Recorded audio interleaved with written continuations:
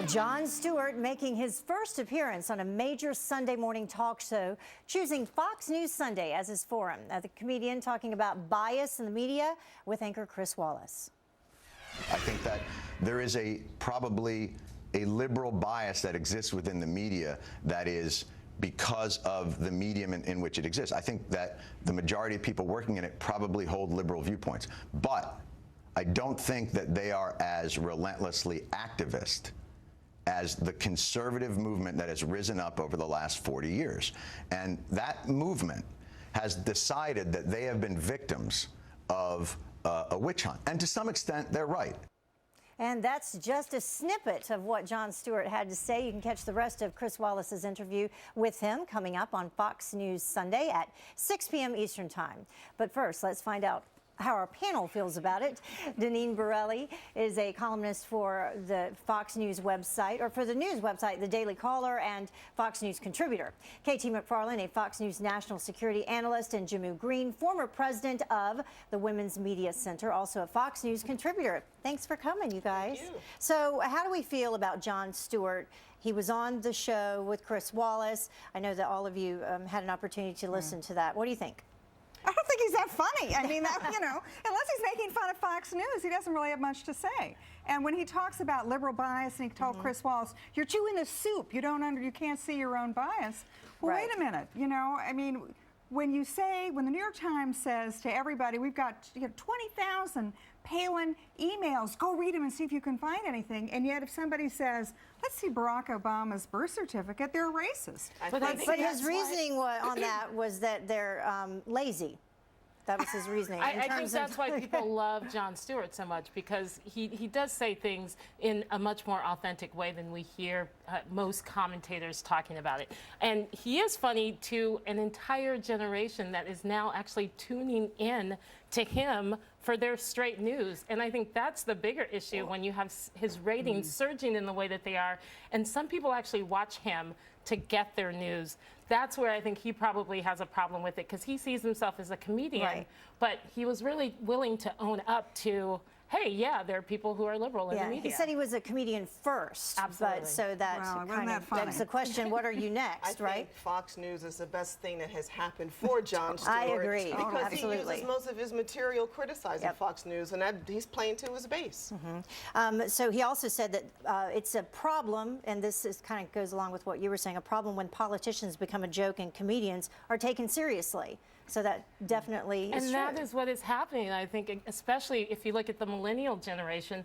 They really are not going to him for comedy. They're going to him for their news. And I think he sees some fault in that. He sees the irony in that. And hopefully, as he continues to have these conversations, he had a conversation with the folks at Crossfire, and a few months later, they were canceled off the air. Jon Stewart has a lot of power to, I think, speak truth in reflection of what a generation I was a is little saying. surprised that he had voted for President H.W. Bush. I was a little surprised about that. I wasn't Who would have aware thought of that. Dukakis could lose any more cool points?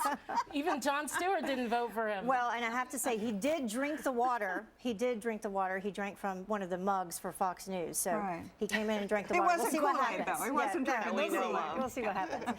Our next topic, a 20-year-old student arrested at a San Fran airport for allegedly refusing to pull up sagging pants. There he is, and this is 20-year-old Deshaun Marmon. He's a University of New Mexico football player. He had these baggy pants on, similar to that, but they're saying that they were down a whole lot further and almost down to his knees. So that was the problem. They asked him, actually, the ultimate problem, supposedly, was they asked him to get off the plane. He wouldn't.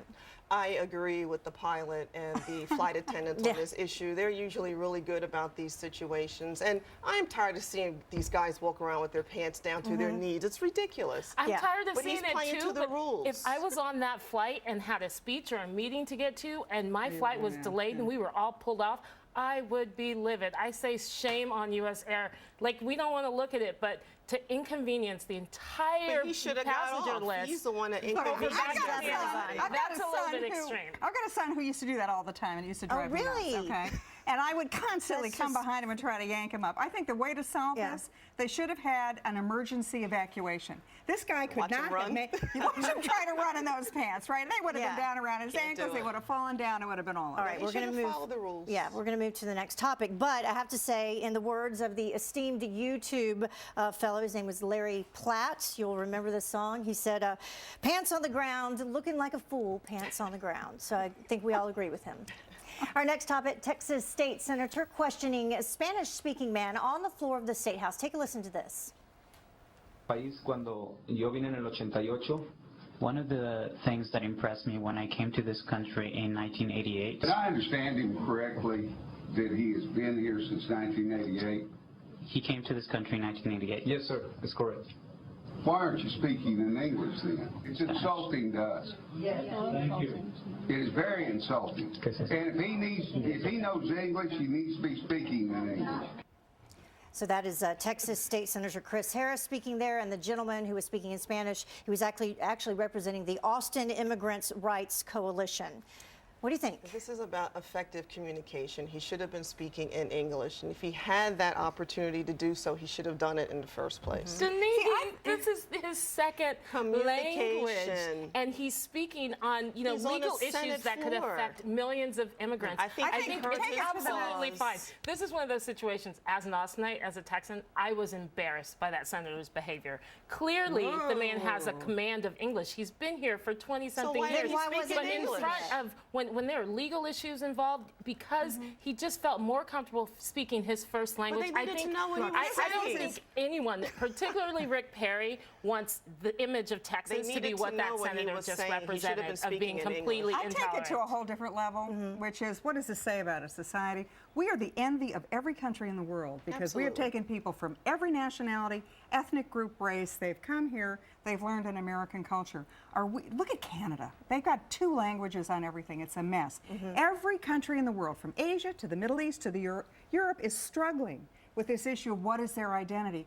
We've got one. Why should we be throwing it away? But he clearly speaks English in So- that so he should environment. have For spoken that English to begin testimony, with. when there are legal issues involved, he just felt more comfortable. I have to it's wrap not it a up. matter This of is him a not hot speaking issue. English. You We guys all can want him to continue speak to talk English. about it during the Just commercial don't beat him break. up in that Yeah. manner. But he was in the Embarrassing to United States Texas speaking type of before way. the Senate. I don't know.